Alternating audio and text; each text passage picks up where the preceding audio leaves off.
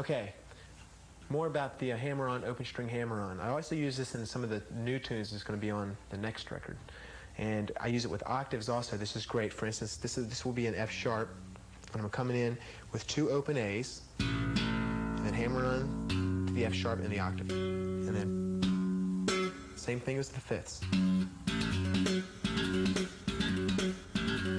Down to the fifth of the F sharp. Fourth, I'm sorry.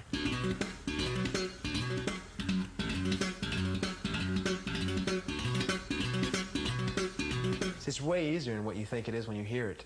It's much easier. Now you can use this in any kind of keys. For instance, I just use the open note. The open note doesn't necessarily mean you're playing out of key, even though you play, for instance, in the key of F sharp. If I wanted to go to F sharp minor and go down to the E and then down to the D, I would still play the open note. Just because the A is not in every chord of F sharp, E, and D, it doesn't matter because it's real quick. It's almost a percussive sound anyway. That.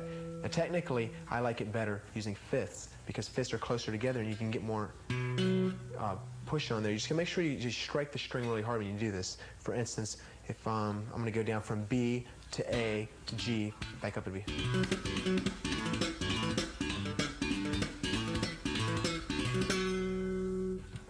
All right, here's an A boogie thing for you.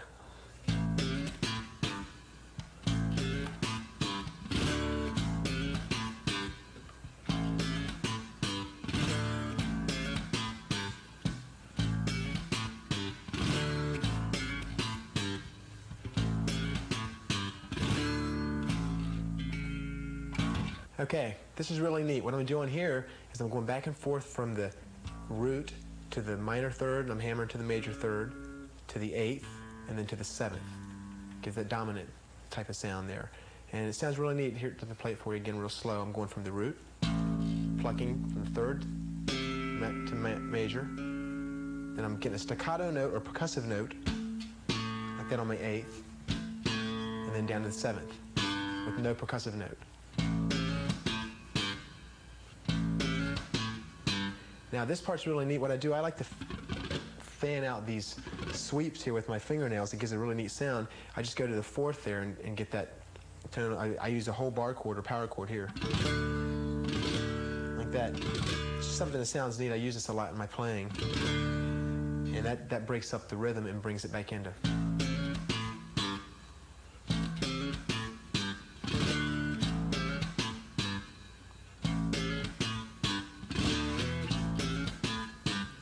Like that. Now also what you can do, just change that feel around a little bit. Maybe you can get something without going to make a dominant sound, maybe from minor third to octave to seventh, for example.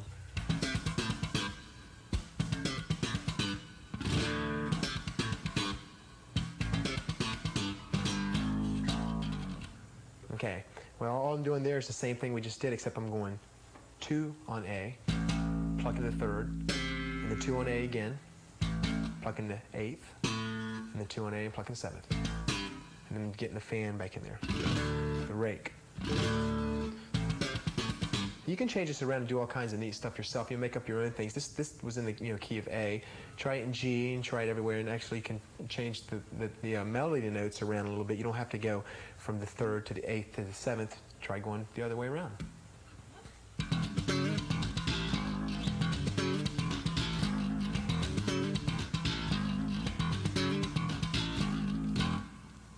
All right, this looks great. This is using a chord here, which simulates if you were sliding up from F sharp to G, but I'm not actually using the whole power chord. I'm just using the fifth and the eighth of it, and I'm plucking and sliding up.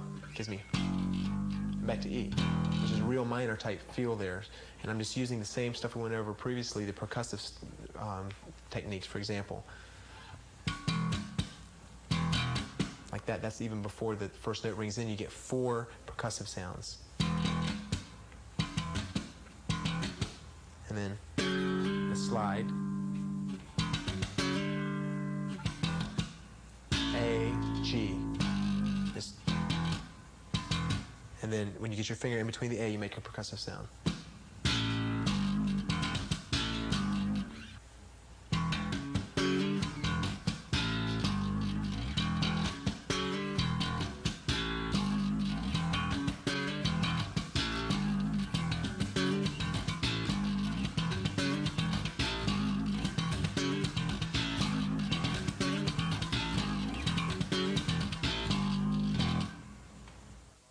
Okay, that's about all the time we've got.